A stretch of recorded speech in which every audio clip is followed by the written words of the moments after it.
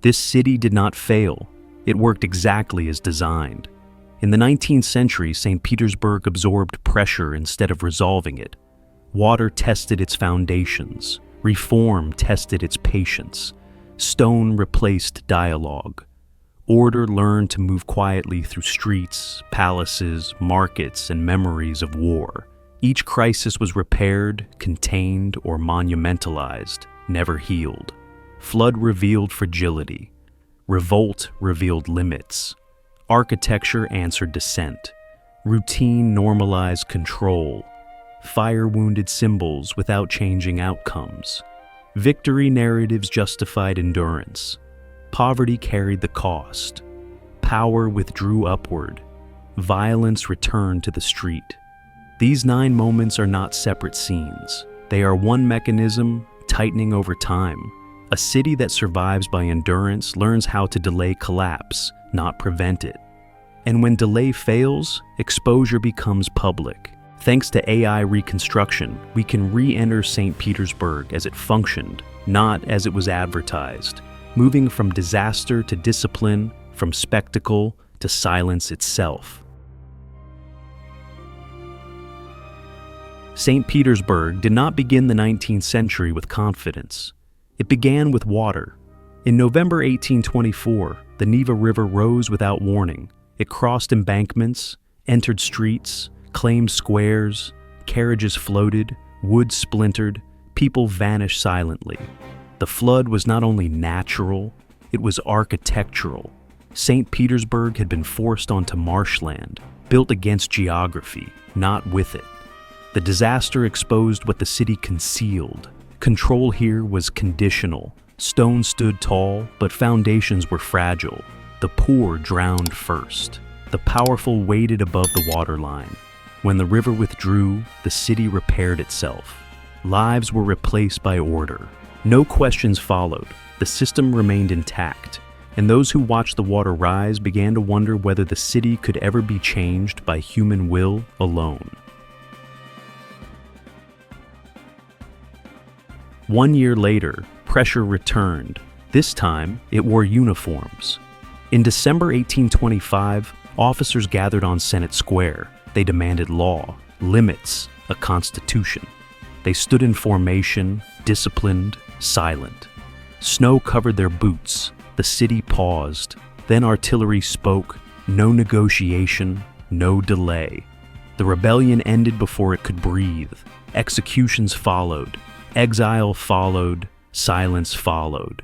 St. Petersburg did not fracture. It tightened. The lesson was immediate. Reform would not be discussed. Stability would be enforced. Resistance, like floodwater, could be contained. After 1825, power stopped explaining itself. It only endured. Voices were erased. Memory was controlled. And where men once stood, stone would rise instead. After rebellion failed, authority changed language. It stopped speaking. It began to build. St. Isaac's Cathedral rose slowly, deliberately, over decades. Its scale rejected intimacy. Columns weighed tons. Domes dominated the horizon. This was not faith alone. It was visibility. Every citizen would see it.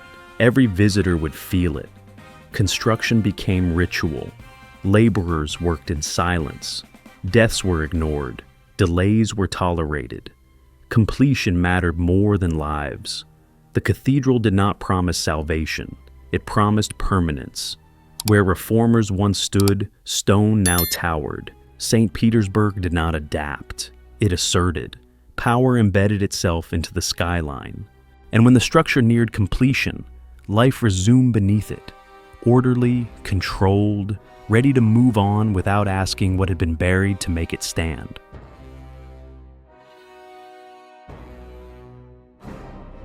Power does not rule only from palaces.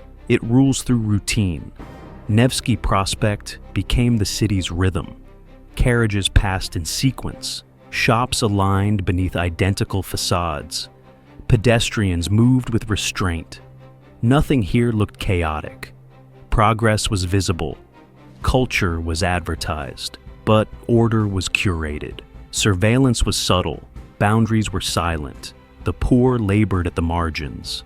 The elite flowed through the center. Nevsky did not invite debate.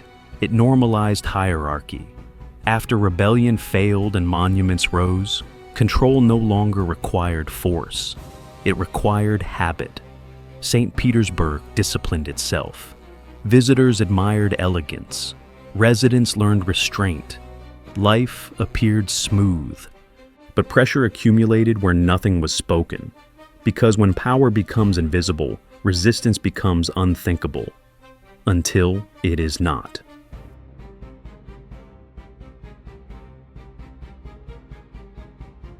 Even symbols burn. In 1837, fire consumed the Winter Palace. Flames moved through halls of ceremony. Smoke rose above the Neva. For days, authority stood exposed, vulnerable, visible. The response was immediate. Restoration began before reflection. No investigation followed. No meaning was questioned.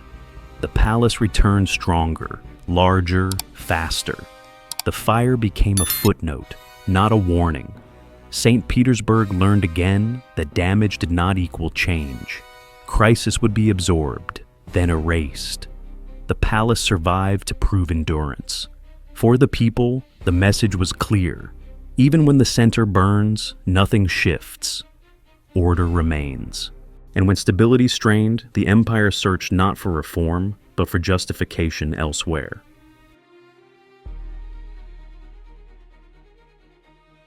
Saint Petersburg did not fight at Borodino, but it ruled because of it. The War of 1812 became memory. Memory became legitimacy. Borodino symbolized sacrifice, unity, survival. It excused authority long after cannons fell silent. In the 19th century, this memory was repeated, painted, monumentalized, taught. Suffering gained purpose. When unrest grew, the state pointed backward. Questioning power felt like betrayal of the dead. Victory replaced consent. Saint Petersburg stood on remembrance, not adaptation. But memory cannot feed hunger. It cannot silence overcrowding. While generals lived in art, citizens endured reality. The empire shone in retrospection. Its present quietly unraveled, and the fracture surfaced far from triumph in the streets that memory ignored.